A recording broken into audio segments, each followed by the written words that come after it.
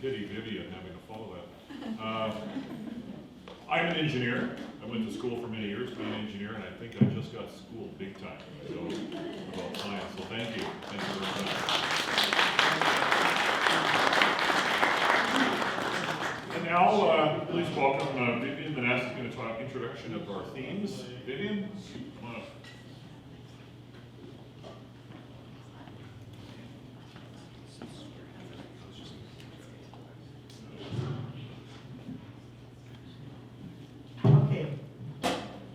Thank you for having us here today, and thank you, Leroy, for that remarkable lecture. That was really powerful and reminds us how we have to keep our perspective on everything being in flux. You know, we speak about languages. I grew up coming to Canada as an immigrant. And when I was little, I spoke a language called Romanian. And in Romanian, the word for science is științe, which is actually also the same as the word for knowledge.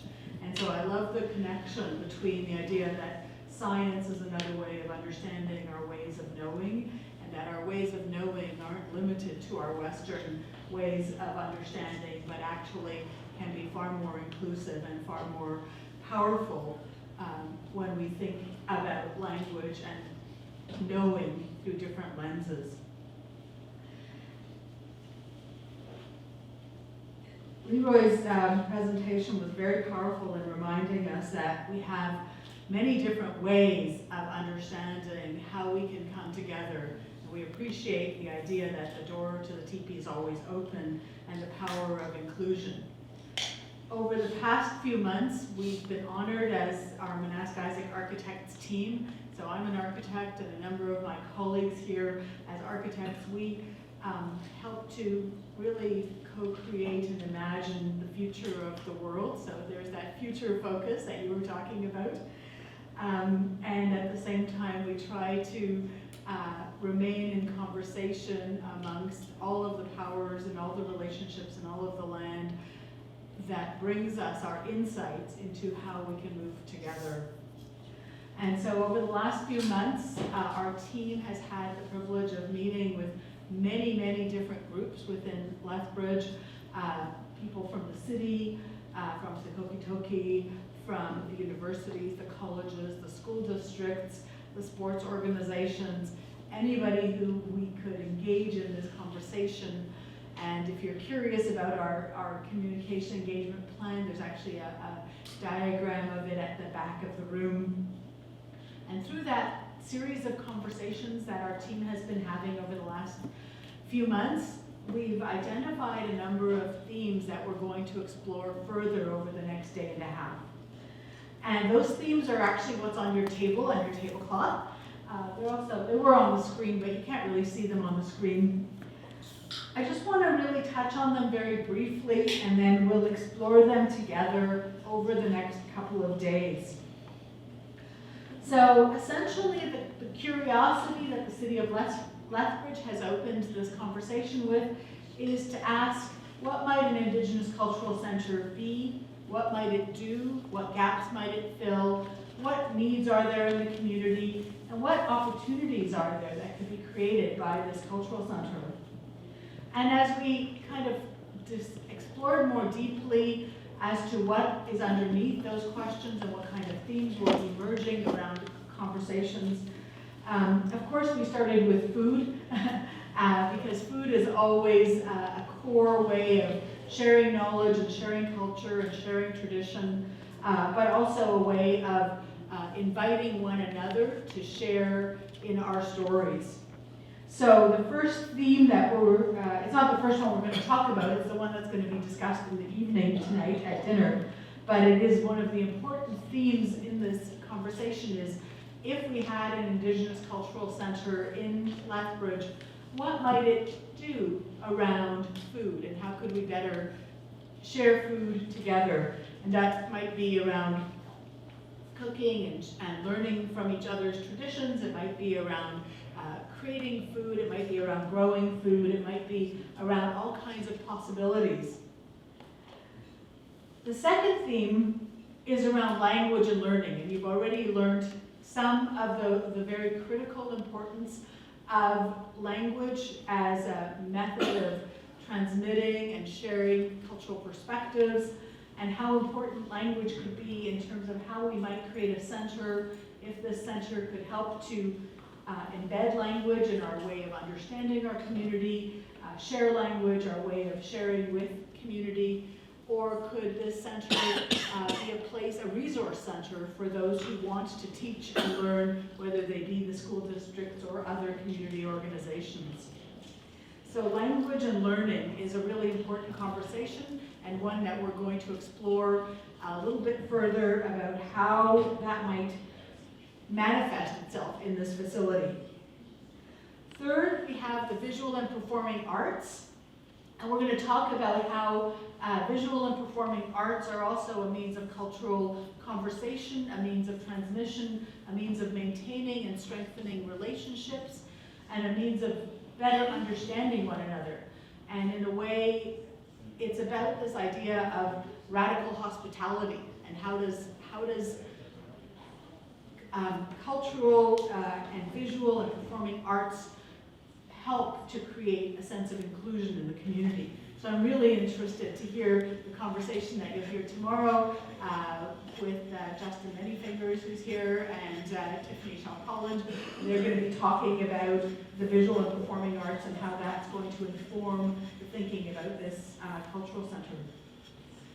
Fourth, we have a theme or conversation around placemaking within community and ceremonial spaces.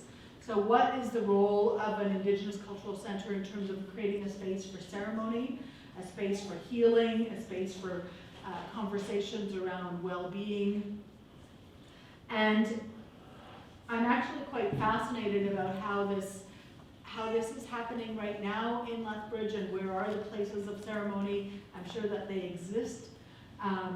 And how could those be strengthened, or should they be strengthened, and is an Indigenous cultural center a place where that might happen? Community can work together to create symbols, spaces, places that can reinforce culture. And of course, as we think about the key themes in this idea of a cultural center, we have to really come back to the land. And as Leroy pointed out so critically, there's no separation between the land and the people who live on the land. And so by considering the land and its way of informing, we are going to explore what we know about this place, what we'd like to know more of, and how we could share those understandings of this land more broadly with a larger community. And also how we can continue to learn from the land. So I think that will be a really important theme that's going to be discussed tomorrow, and I think Perry and Blair and a few others are going to be in that conversation. The sixth theme is on health and wellness, and how can an Indigenous cultural center contribute to health and wellness, to healing, to well-being in the community, both for Indigenous community members, residents of the city of Lethbridge, for other residents of the community who are non-Indigenous, for people who are coming to the community as visitors, and maybe for neighbors as well. So health and wellness, or health and healing, is the sixth of the themes. And then finally, the seventh theme is around the creative economy and tourism. And so often cultural centers are, at their most basic, really places where visitors can come and learn more about a culture, and that's a good thing, but that's not enough. It's not deep enough, it's not profound enough. We can do so much more. The creative economy, the cultural economy, is an economy where people share their insights and their wisdom with visitors in perhaps a more meaningful or more nuanced way. We've recently been involved with the design of a new gathering center up at Métis Crossing, for example, which is up north near Smoky Lake. And that facility is going to be one where the Métis Nation and the Métis community share their stories, their land, their understanding their place in the community with visitors through interpretation and education. So what's the version of that that is appropriate to Lethbridge? What is that sort of tourism and cultural economy and creative economic development lens on this Indigenous Cultural Center? So just to summarize, we've created these 7 lenses because we felt that they were inclusive of the different observations that we've been hearing from the community, from so many people that we've talked to, and there are many more people who we would love to talk to, and we look forward to these next couple of days of conversations. We also do invite you, as Gary pointed out, to color on your placemat, illustrate some of those ideas. If something inspires you about one of those themes or about any aspect of this conversation, please write some notes or draw some pictures or doodle something, and that will help kind of refine our insight and our approach to the development of this idea of an Indigenous Cultural Center.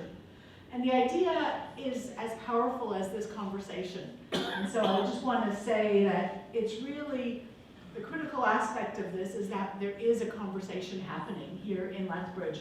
And this is rare. I think to the credit of the mayor and city council and Perry and the team at the city of Lethbridge for really taking the initiative to have this conversation and to try to discover what an Indigenous Cultural Center is to be. And just to close my part of the remarks, I want to especially thank our team at Manasc Isaac, architects from Calgary and Edmonton, who have been working diligently over the last few months to put this event together. So Veronique Arsenault and Kevin Mullen and Brady and Jennifer and who have I missed? Who did I miss? And other team members who are sort of in the background who have been working hard to pull this event together. So please go say hi to them over the course of the breaks and this afternoon. And I look forward to the rest of the next couple of days with you and having more great conversations. So thank you.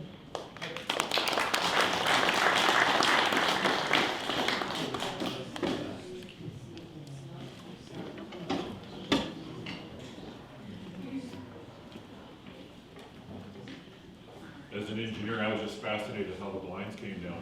That was fun. We have some great speakers at this conference, and the next one is one of those great speakers. To talk to us about ethical space, please welcome Reg Croshoe. Reg?